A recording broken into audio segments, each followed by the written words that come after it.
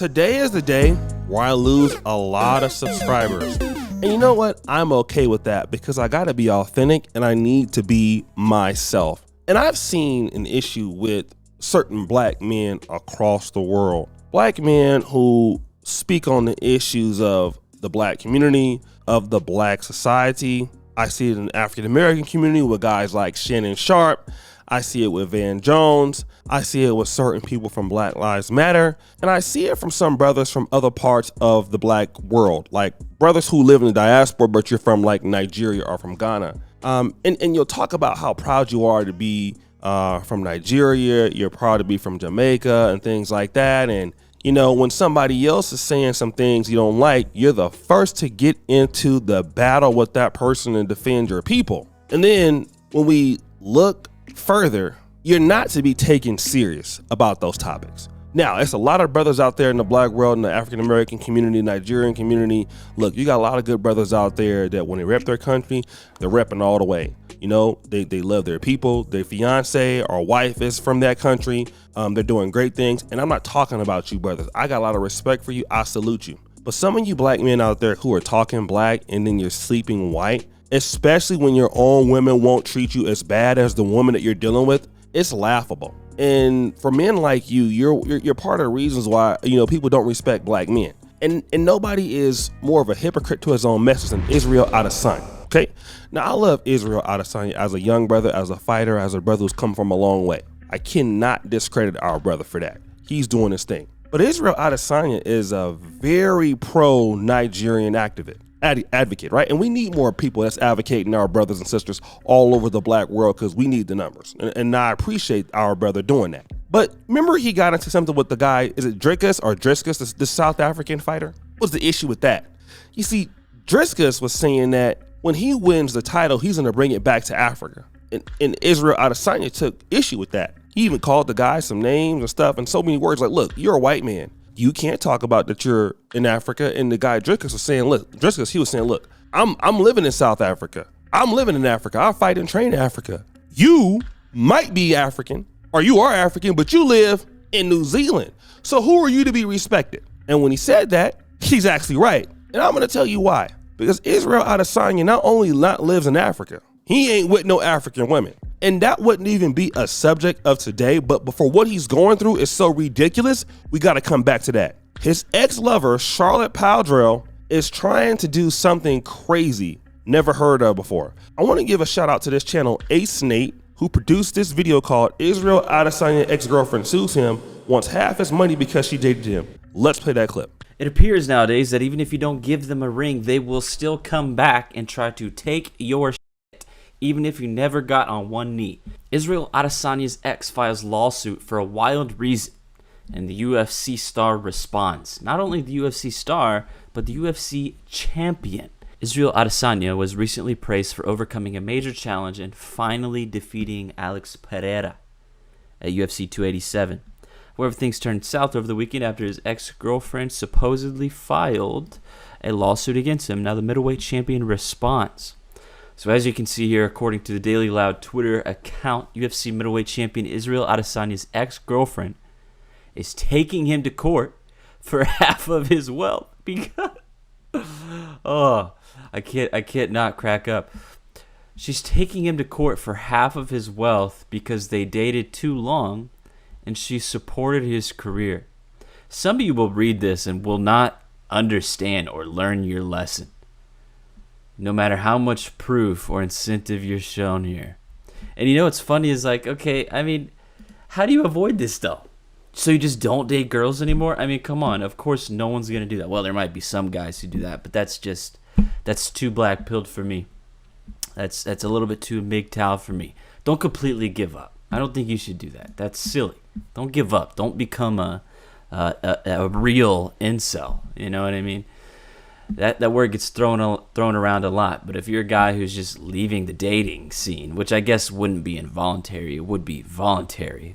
But you know, it's like, can you really blame these guys? Because there's women like this though who will try to take half your wealth if you become successful. Now, guys, you see how ridiculous that is? You see how much that doesn't make sense? Now, I know I hear from Nigerian men, you know, I hear some brothers like in the black community in America, how, you know, they feel like Nigerian women want your money or African American women want your money. I feel all of that, right? Here's what I want to ask you about, if I can. I want to ask you something. Show me any Nigerian woman in the world that's trying to sue their ex-boyfriend for half their money because they dated them. Show me. Go. Ask Dima. Jeopardy music!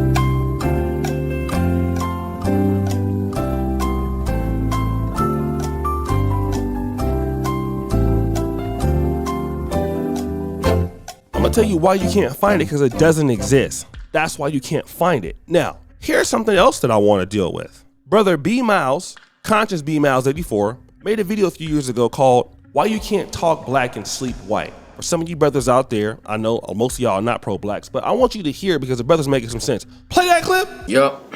Yeah, what's going on, family? It's your man B Miles coming to you live once again with another video from the B Miles 84 Conscious channel. And this morning I want to come to y'all with a video, excuse me, talking about how you cannot talk black and sleep white. And the reason why I want to come to y'all with this video, because there's a lot of people in our community that are going on, that are going around here, claiming that they are pro-black, but they sleep in white. Let me tell you something right about now. That is a major contradiction. You cannot talk black and you cannot sleep white. You cannot talk that you're pro-black, but you're sleeping with the enemy. And reasons being that I say that because, for number one, they already your open enemy anyway. That's number one. And then at then at the same time, number two, for one, why would you want to sleep with somebody that came out of the anyway?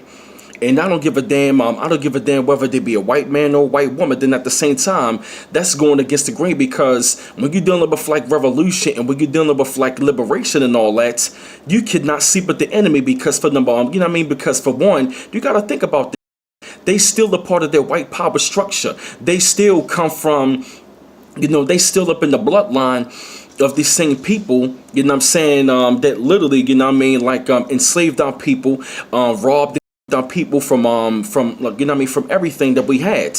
And I just find out, I just really find as though it's just such a major contradiction, because you're talking all of these things about the rights of quote unquote black people, but at the same time you're going to marry and sleep with the enemy. Let me say this, okay? As black men, and I'm not telling people to have a particular stance. This is my personal stance, all right? But I just want you to know, like, if you're a person and you're like Clarence Thomas or Thomas Sowell, like, you don't have any real dealings with the black community and all that kind of stuff, and you have a white wife and you're not talking with the same energy as Israel Adesanya, that's fine. Like, you can take that serious, but nobody's gonna take a black man serious who talks like Israel Adesanya. And you're going through something with the white man's daughter, okay? You're roasting other South African fighters for you saying disrespecting Africa. But you're disrespecting your own people. You mean to tell me you can't find nobody from your community, bro? You can't find nobody from the diaspora?